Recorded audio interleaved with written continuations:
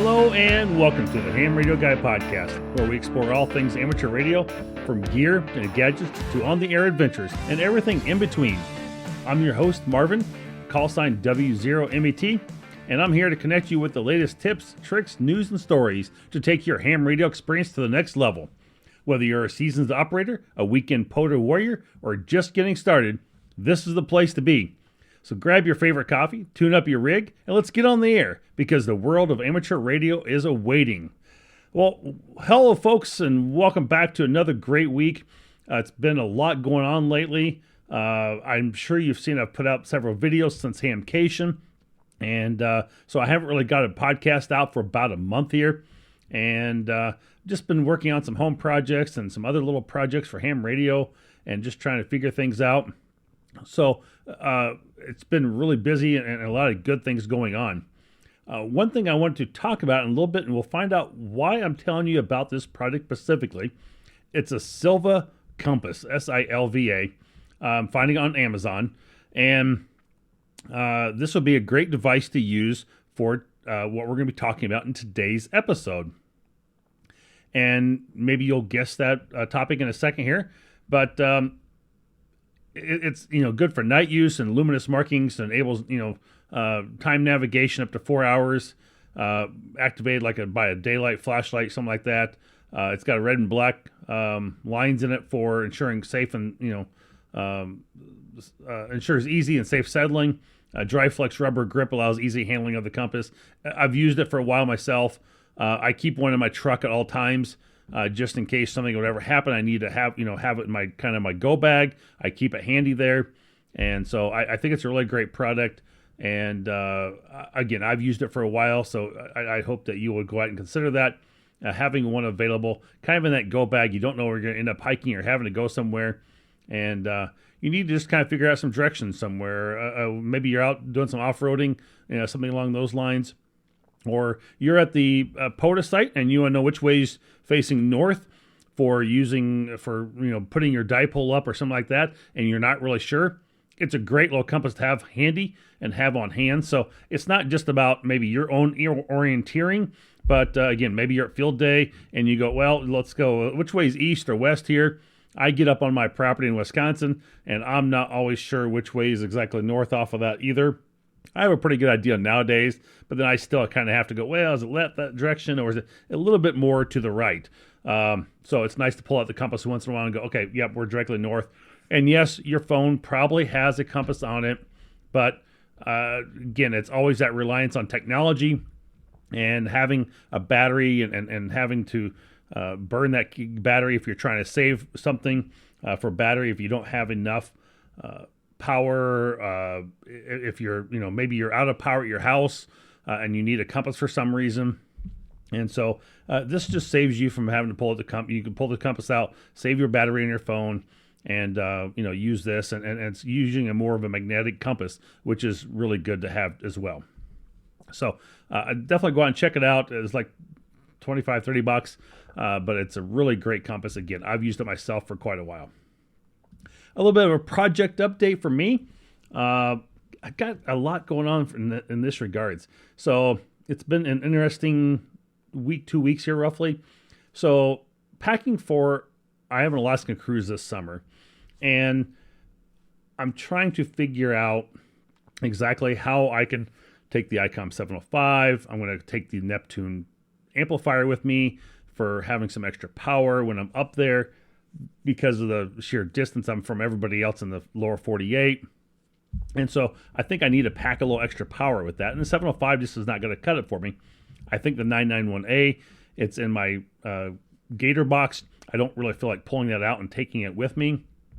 And I don't really have a good way to protect it. I don't have a cage or anything for the 991A. And so being lightweight, versatile, 2 meters, 440, I can do everything I want to do on that 705. It's being all mode as well. But it just lacks, obviously, the 100 watts. But I've got that little small amplifier, and it fits in a really nice, 8-inch by 4-inch case. And so I've got it, and it's maybe 3 inches high. That's about the size of the amplifier itself. And again, it packs a little over 100 watts. I found out on the meter. And so I was like, okay, cool. It might do 130 watts. I can handle a little extra power sometimes when you're up there. And so I've got that. I've got the wind camp in the 705 case, a protective case for it. And then I've got a buddy who I was talking to. I was going to take a 20 amp hour, and because of its size and form factor, I was going to take my 20 amp hour Bi-Eno battery. And it just, my buddy goes, what if you blow the BMS on it, or something happens to that battery and it doesn't take a charge, or something doesn't work? What are you going to do for a battery? And it's like, 2 is 1 and 1 is none. So going with that philosophy, I thought, all right, I'll take my 2 Dakota Lithium 10 amp hour batteries that I have. So I will be taking Dakota Lithium as my battery of choice for that trip. I've got two 10 amp hour batteries that will work just fine. They're fairly small, compact. They fit in the Gigaparts Explorer backpack. And then I've got the Chameleon Impasse light antenna. So it's got the, roughly 17-foot whip. I've got a ground stake and, the long counterpoise to go with that. And then it's got like a coil in there as well. So I think that's a great idea. I'm also going to take the Reliance antenna. That's just an infed half wave that might be good to use if I can find a way to get that up on a tree.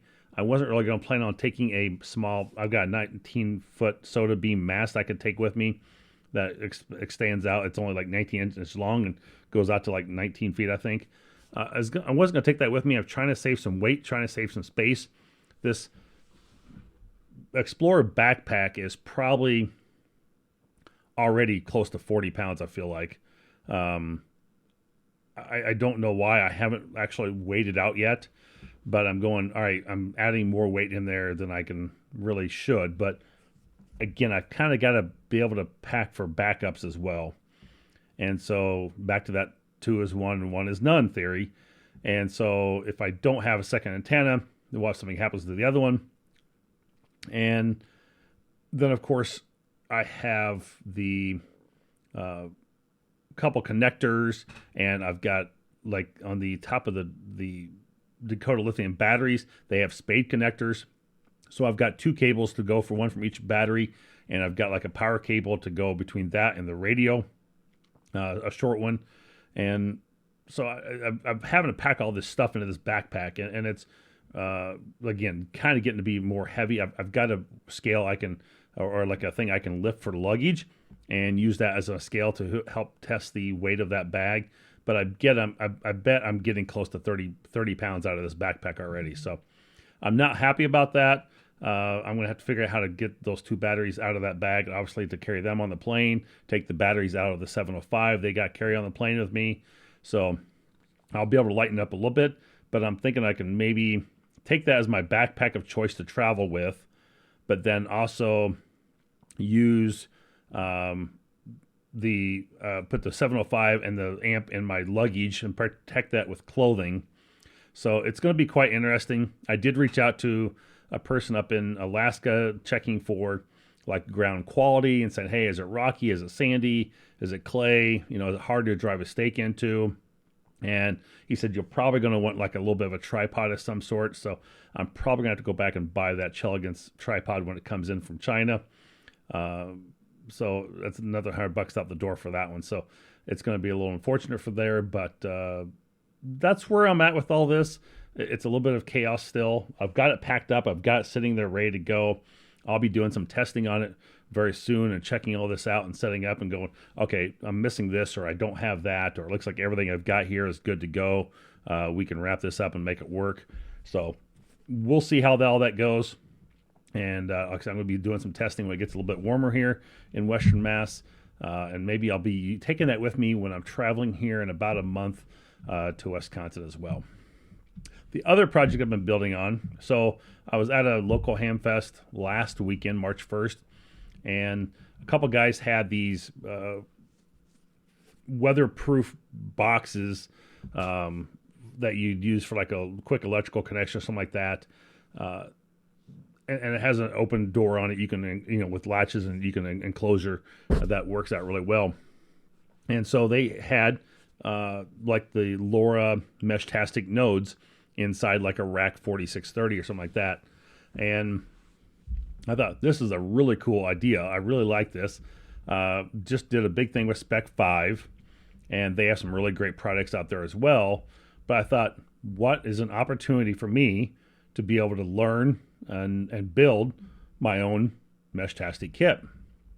So I took a couple photos of it. I looked at it. I kind of grabbed what I needed for the products. I'm trying to choose the right antenna, trying to get a solar panel, getting the box, getting the rack 4630, getting the antenna connections, the battery connectors, the batteries for it. And I'm going, oh my gosh, this thing's really starting to add up. It's starting to really get some cost involved here. So I haven't totaled my full cost on this yet, but I'm guessing I'm probably $130 into it. So not terrible overall, but it's definitely more than I thought it was going to be.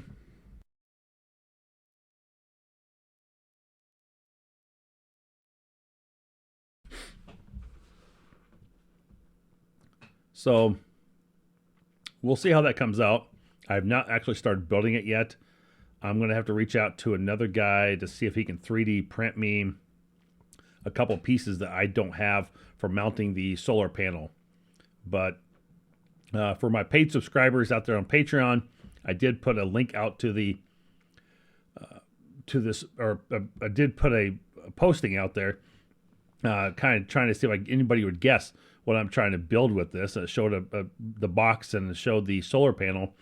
So I guess if you're listening, for those paid listeners, that now you know what I'm trying to work on and the project that is forthcoming. And so I'll update the page on that as well now that I'm making this more public on the podcast. But building a mesh node, I'm hoping to get that up about 15, 20 feet in the air. Up and down the I-91 in Massachusetts, they've built a whole corridor of these mesh nodes that are connecting to each other.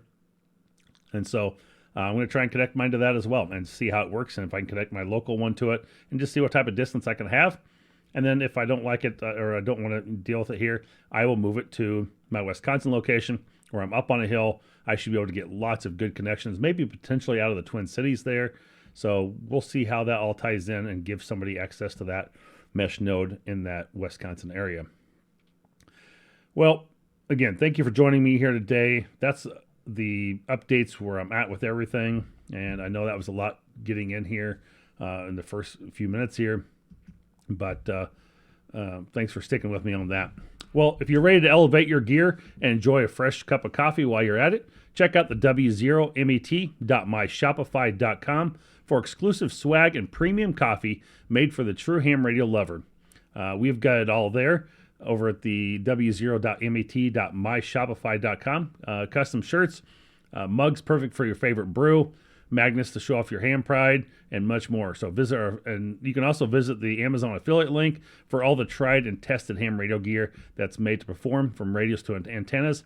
And I will have all that Meshtashtic gear on the site here very soon as well. So I'll have that listed in there for what you need to be able to make that happen. And I'll try and group that together if I can in the page. So we've got the gear you need to make every QSO a success. So shop now and support the ham radio community, and we appreciate it.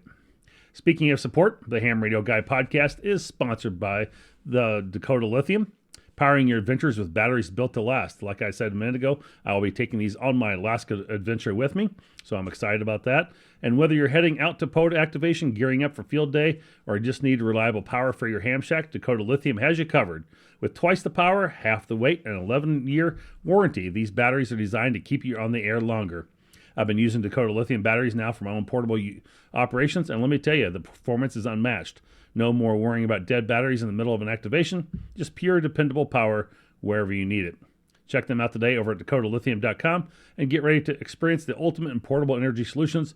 And be sure to tell them the Ham Radio Guy sent you. Check out my link and save 5% in the show notes. Well, hey there, fellow hams and radio enthusiasts. Are you loving the Ham Radio Guy and want to support the local podcast? and want to get some awesome perks while you're in return, then join the other patrons over at the Ham Radio Guy Patreon community page. With membership levels for every operator, you can start small or go all in, and here's what's waiting for you. At the tech level, you can get access to early episodes, behind-the-scene updates. At the general level, unlock exclusive bonus content and member-only question and answer sessions, and even shout-outs on the show. And for the general extra class level, the ultimate tier, you get all that plus personalized one-on-one sneak peeks at upcoming projects, which I just talked about with the Meshtashtic node, and some surprise goodies delivered right to your door. Your support helps to keep the podcast on the air, powers new content, and fuels the passion that drives your amazing ham radio community. Head over to the patreon.com/the ham radio guy, become a member today. And if you reach out, I believe I posted on Twitter, or if you go out to my Patreon page, you might be able to find it. I'll have to look. I am gifting 2 months of the Ham Radio Guy Patreon support at the general level. And so you can join for 2 months free out of a year. And so hopefully you will take an opportunity to get into that. Well, with that, let's get into a little bit of news.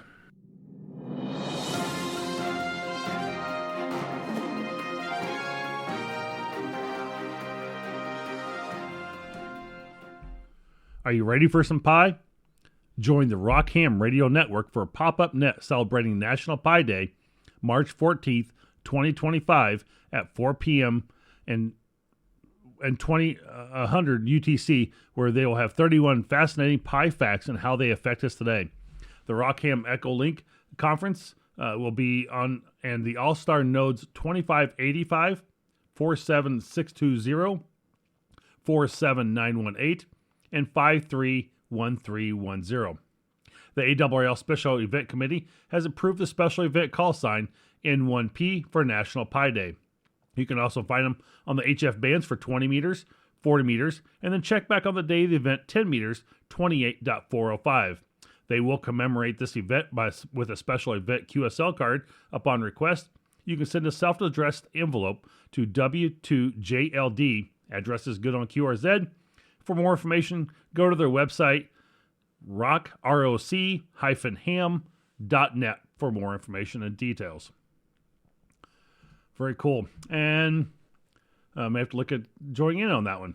The Brandmeister DMR network has announced plans to phase out support for certain radio IDs that do not follow the Mobile Country Code MCC numbering system. By June, operators with affected DMR IDs must request new numbers for their radios.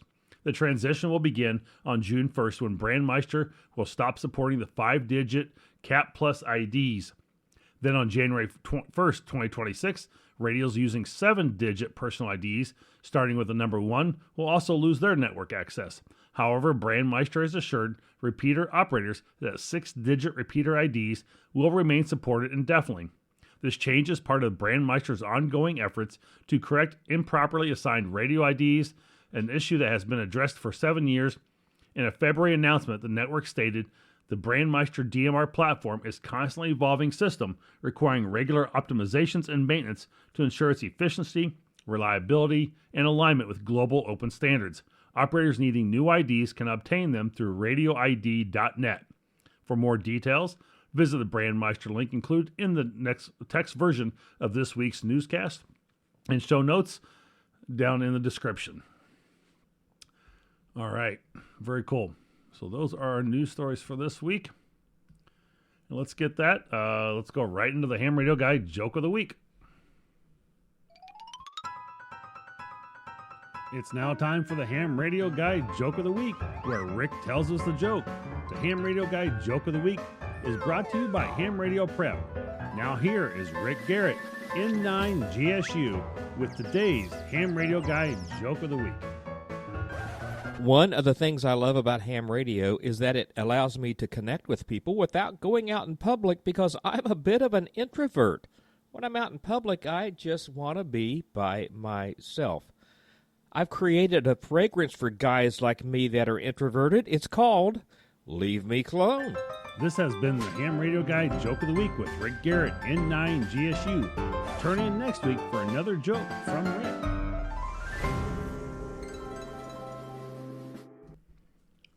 Today's episode is brought to you by Alpha Antenna, your go-to source for high-performance portable and base antennas.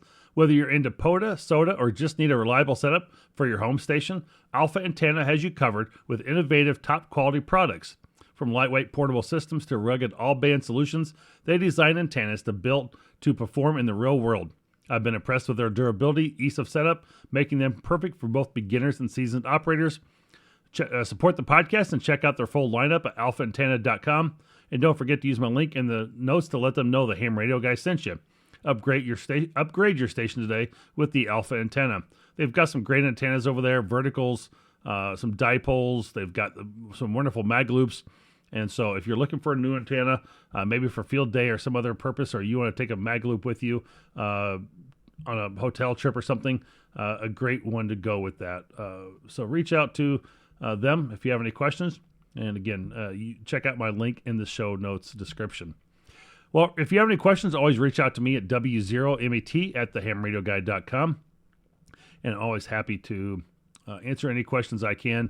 And if you just have comments or, want to drop in and say hi or just say thanks for the show, always feel free to drop me an email anytime. And I'm always willing to respond back to that as well. Or if you're a Patreon member, check me out over on Patreon and chat with me there. Well, let's get into this week's main topic I know you've all been waiting for. And this is going to be an interesting one, and we'll see how well it goes here. Something I've enjoyed doing myself in amateur radio. I've done it several times. I've done it with some clubs. I've done it for some work stuff. And there's a local club here, like in northern Connecticut, that does some radio direction finding. We're going to dive into the fascinating world of radio direction finding today, and some people might refer to it as just RDF. And so, again, I've done this. Lived in the Nashville area. We had some rogue signals that were out and about. People were transmitting on amateur bands that shouldn't have, and this could be a very good skill to have, and there's a lot of things that can really go into this, but it definitely becomes a refined skill that you have to practice and know how to use your equipment to really be effective and efficient at radio direction finding. And there's some local clubs that will do this for you. Sometimes they'll have a radio direction finding event throughout the year. Some will do it on a regular basis. Like I said, I know the one in Northern Connecticut, they were having an event today, I believe, on Sunday afternoon. You could go out and they, gave you the frequency and you had to go find it. It was somewhere in the city and, you just have to go figure out where it's at. So I have not partaked in that yet. I want to be able to go do that one Sunday afternoon. I think it'd be kind of fun, but let's get into what is radio direction finding. And so, first things first, exactly what is it? And it's a technique used to determine the direction of radio signals by using special equipment. And yes, you can do it with just a handheld, but you really need more than just a handheld to be able to do this. Radio direction finding allows you to be able to triangulate the location of a signal source, which can be crucial for things like fox hunting, locating those interferencing signals, and maybe even tracking an emergency transmission. And there's a app out there on the phone, I think it's called Signal Tracks. And I was just checking my ham radio apps myself to see if that was the exact what it was called. And I don't see it on my phone offhand now. I may have not used it in a while, so therefore I got rid of it or removed it. But I think it's called Signal Tracks or Sig Tracks, something like that. And that can help you use some triangulation as well. And you can share that with other people to be able to say, hey, I've been going northeasterly in this direction, and this is, where I'm hearing it from. And if I move to the east, I'm not hearing it quite as much. And, you can start to actually map out your locations along the way, which is kind of cool. So, radio direction finding has probably been around for probably a century. Every bit of that is at least, if not longer. It's not used in just ham radio, but obviously in aviation, marine navigation, military applications, There's been a couple avalanches, I think, recently in like Alaska or Colorado, and I'm sure that they have had to use some radio direction finding techniques as well through finding some of those beacons that they have had for people or skiers who had them. And this method has, evolved quite a bit, and we have some much greater high-tech tools to help us pinpoint signals with incredible accuracy, even including GPS. But it's good to have the basic skill yourself to do that. And we'll talk about that more in just a minute here. So, how do you really apply radio direction finding in the world of ham radio? Again, a lot of us have done it of just like a hidden transmitter, and the goal is to go out and find that hidden transmitter using direction finding techniques.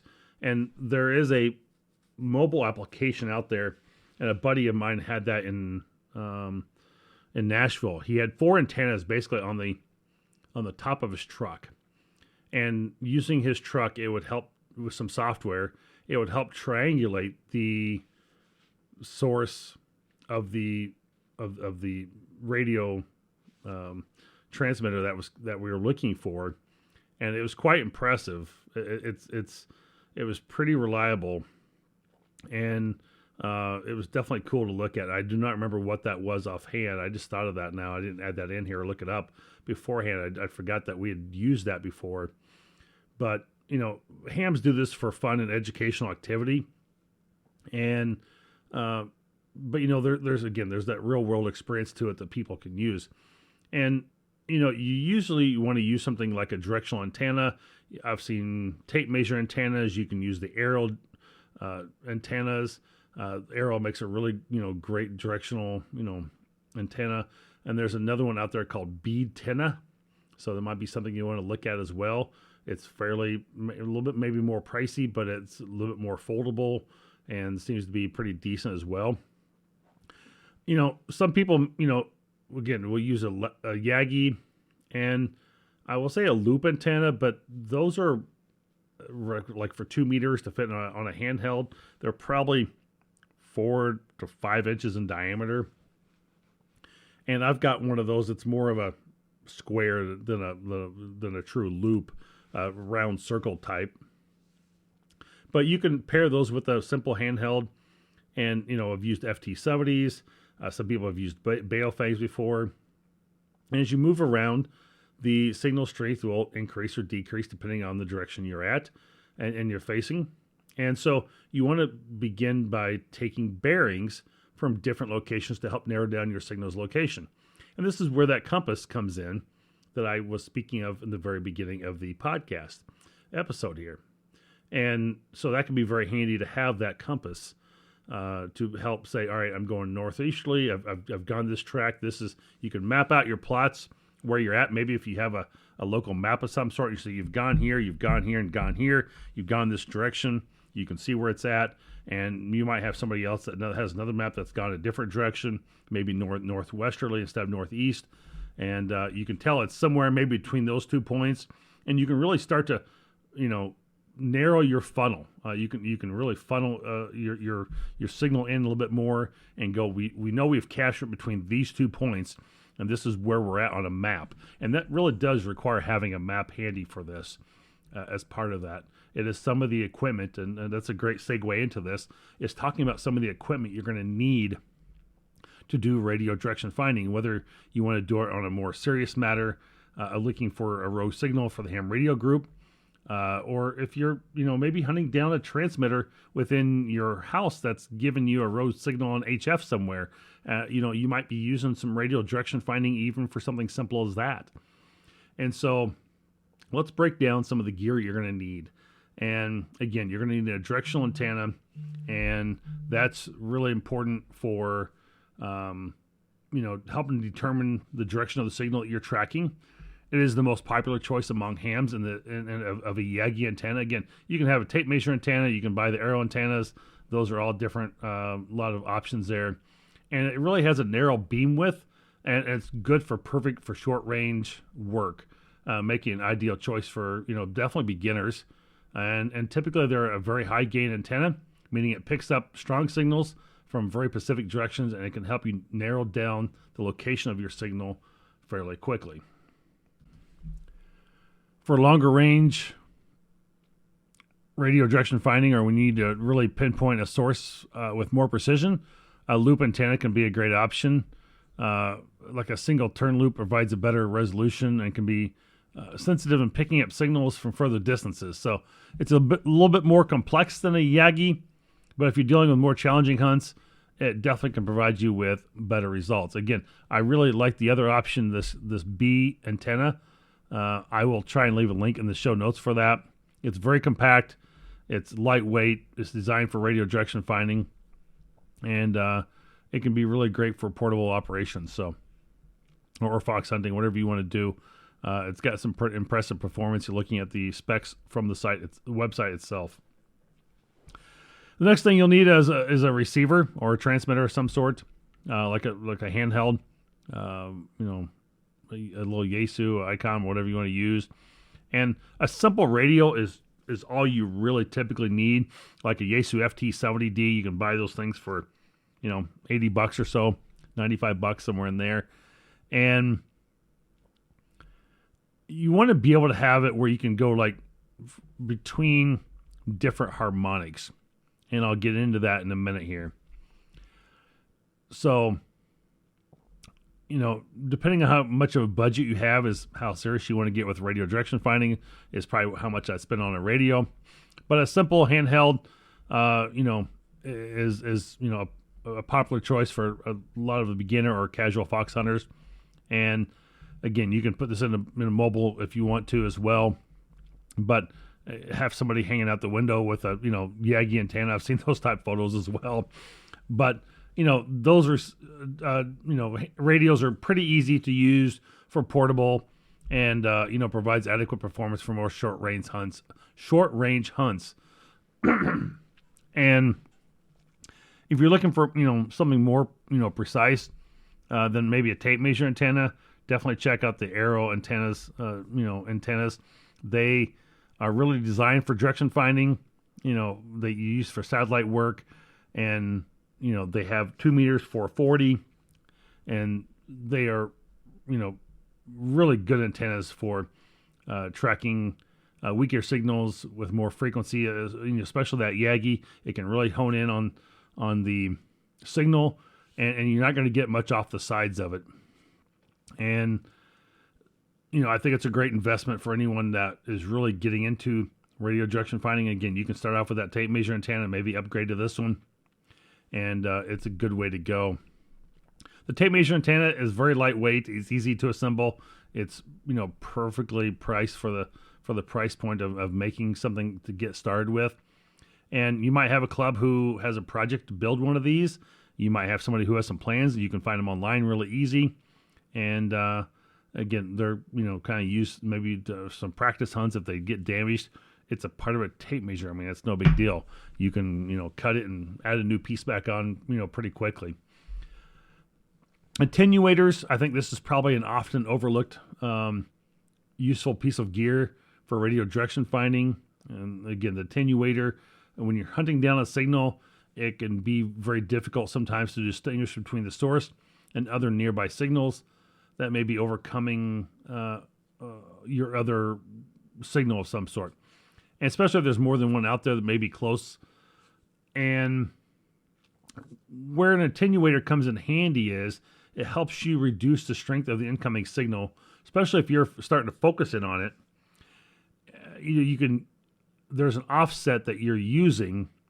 Either it's usually like 3 or 4 megahertz. I think it's megahertz up. So if you're at 147, you might go to 151, or if you're 147, you might go down to 140, 4 or 143. I guess you're 4 megahertz. And so again, doing that math on the air, never great at it, but on the fly. So it will help you adjust the strength of that signal. And if you're doing it 3 or 4 kilohertz offset from that, it can be really handy when you really want to start to narrow in on where you're at. And if you're tracking in a crowd or a noisy environment, You may want to have like something like a handheld, earphones on to help hear the signal more versus trying to use your handheld or your hand mic. And, more serious radio ejection finding people will use them as well. So,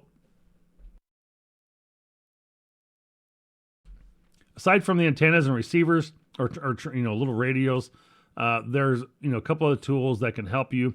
Again, I mentioned the compass. A traditional handheld model is fine. You don't need some fancy modern digital compass to help you. I mean, it will work, but I think the traditional handheld that I've provided is a great example of what to use. And again, it kind of helps you get bearings and really helps you narrow in triangulating that position. And especially if you're having a tough time finding that signal. Another tool would be a logbook and a tracking app or a map of some sort. Many operators will keep a log of their bearings as they move from location to location. Again, it kind of helps give you a progress and a visualization where the signal might be coming from. And again, that Signal Tracks app that I mentioned early on will be something that would be good to use with that. So hopefully that'll give you a more thorough understanding of some of the equipment involved in radio direction finding and how the different pieces play a role in making the processes smoother and come together. And if you want to know more or you want to, add anything else, let me know what a specific piece of equipment that you might be using that would be different or something that I forgot about, I left out. Please make a comment and let me know. I'd greatly appreciate that. And if you're new to radio direction finding, it can be very intimidating. Don't be intimidated. It's a very fun and challenging event and activity that you can have a lot of fun with. And it can be done with a very few simple steps. You might start out with, have your wife go take a small Fox. You can use like the Bionics MicroFox 50, MF50. They've got a couple different Foxes that you can buy from Bionics. And you can find them over at bionics.com. And go have your wife hide it in the backyard while you're inside the house. And then go try and, research it and find it where she hid it at, wherever it might be. And maybe she went down the block with it. Maybe, she drove around the block and moved it somewhere. Maybe it's in your own backyard. And you could just start out very, small with that. Maybe get your kids involved. It's a great activity to get your kids involved and show them how to run a compass and how to help identify the radio signals with this as well. So you can really start by just identifying the strongest signal direction, and you stand in one place and you start to take your antenna and you swing it around, and you've got, okay, I've got a really good strong signal from here. You look at the meter on the radio and you can see that you look at the signal and you go, well, I've got 5 bars here, but you turn a couple degrees to the right and you go, well, now I've only got about 3 bars. So you take a look at that and you go, all right, I'm going to go back to the 5 bar direction. I've got about 5 bars again. I'm going to head towards that direction with my arrow antenna. And you walk maybe, 50 feet, 100 feet, depending on how big an area this may be. And you stop again and you kind of go, all right, there's the signal still at 5 bars. Is it somewhere else? And, you want to stop and take a look at that. You may want to mark that position where you're at. And, taking a look at, 5 bars or mark it down somehow. And you may have a signal that's bouncing around some buildings or off a pole or something like that as well. And so you may have moved that 50, 100 feet that you went and you go, well, maybe it's a little bit more to my left now. I get a stronger signal coming from over here. So you might take off more of a left, direction a little bit further and walk a little farther. And you might go, oh, man, I've lost it. All right, it's not where I thought it was. So you might want to go back to a position where you were and look at your signal again coming on the strength meter of the radio and go, all right, I'm going to continue walking in this direction again. I'm going to continue walking straight and, walk another 50, 100 feet and see what it is. You might walk a quarter mile, depending on how big or area you're going to be going. And so, once you've got a good signal, again, mark the position, take a bearing, and go to another spot and repeat. And I think the more bearings you have, the closer you'll get to the source. And again, fox hunts are a great way to practice and have fun. Again, a lot of ham radio clubs hold radio direction finding events, and help track down those signals, and sometimes even the rogue signals. And as I mentioned early on, the radio direction finding isn't just about ham radio, but it can be incredibly useful in real world scenarios. For example, again, search and rescue teams, if you're maybe a part of that, you might be able to use RDF to locate emergency beacons or distress signals, and radio interference. I mean, there's just so much that can be out there. You might have a rogue, unlicensed person using amateur bands, and you might want to pinpoint the source of the unwanted signal. And so, that helps ensure our airwaves remain clear and usable, and we don't have a bunch of I've heard one time somebody call them bananas at large on our frequencies. And of course, if you listen to 7.200, you hear them all the time, of course, on HF.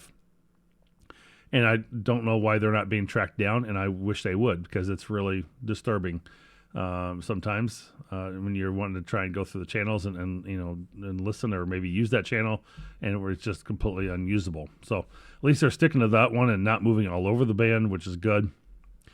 But the FCC has tools that they can go out and do measurements and take meters and more sophisticated equipment to find that rogue unwanted signal as well. But again, I just don't know why they're not doing it, overall. And, it can be a real challenge, especially if you're trying to cover in the U.S. and go, well, where is the signal coming from? Is it in Texas? Is it in, Tennessee? Is it in Carolinas? We know it's somewhere in that south east or southern part of the U.S., but, you think you'd be able to figure that out a little bit more and really narrow that one down. But it's a technique that really has played a huge role in maintenance and development of communication systems. And it's a technique that I think provides or proves its value in both casual and critical environments for real life activities and fun overall. And I hope that you will, if you have not done radio direction finding, there's even radio direction finding events that are literally contests, and people are in, like, I'll call it running outfits, and they will, they have these big challenges out there. I mean, there's like worldwide contests on this, and people are out doing radio direction finding through these events. And I will put a link to the show notes to the radio direction sport. It's literally like a sport activity that people are using. And sometimes these people are runners, and they have their compass, they have a radio, and they're a receiver of some sort that they're using to locate that signal. And again, I think a ham radio, a handheld, is a great one to use. I've not partaken in any of those events before, and I don't know anybody has, but I know, like, each spring or summer, there was a big one, I don't know if it was a worldwide contest. I don't remember. I know it was a U.S. contest for sure in Michigan. I want to say last fall, and it was a really big event. And so maybe I can find out who the winner was and get them onto the podcast here. I think it'd be really cool to hear about their experience and what they do or type of equipment that they use. But there's literally contests out there you can do this with. It can become a full-on hunt. And, if you've ever gone out and done geocaching, it's kind of along the same lines, that you're using, longitude and latitude to help guide you and get you into that source of where the box may be. And then when you get to that device, you've kind of got to hunt a little bit more. You may be spot on with the GPS where you're at. You're within 2 or 3 feet, but did they hide this under some brush? Is it in a hole in a tree? Is it, up on a branch somewhere?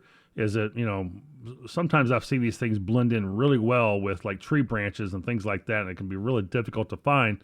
I've done some geocaching in the past, and it's a lot of fun as well. and I really enjoyed doing it. But with radio direction finding, it's a little different, but it's still along the same lines and principles. And once you get to where that source is, you've really got to hone in and focus where it might be, and you might have to do some, manual searching for that transmitter itself. And, I through a previous job, I've seen some people hide them in bushes, and literally you just have like the little 1/4-inch tip of the antenna sticking out through the weeds.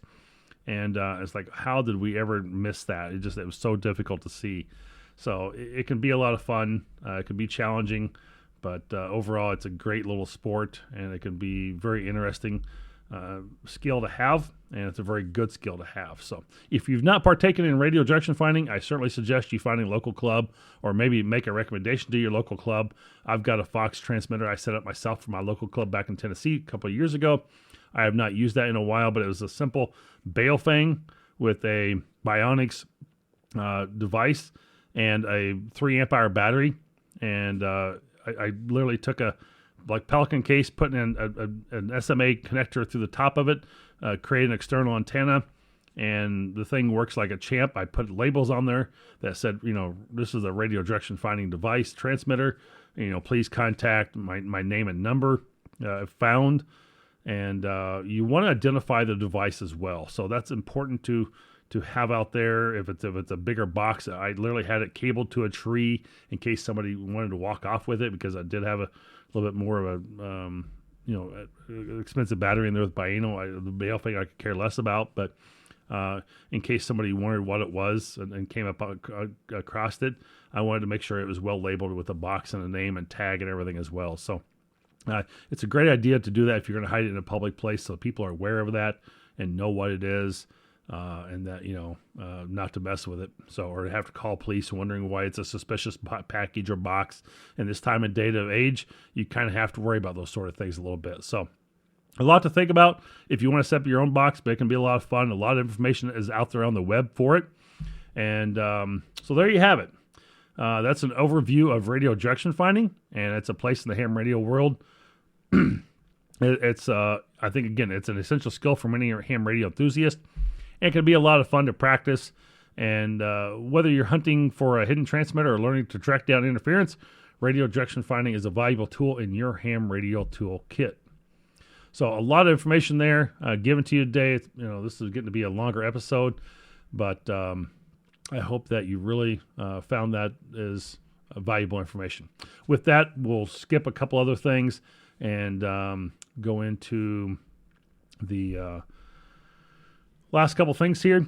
Big thanks to all our Patreon supporters for making Ham Radio Guy podcast possible. Your contributions help keep the content coming and the mics on. If you're looking for all things ham radio, visit patreon.com/the ham radio guy.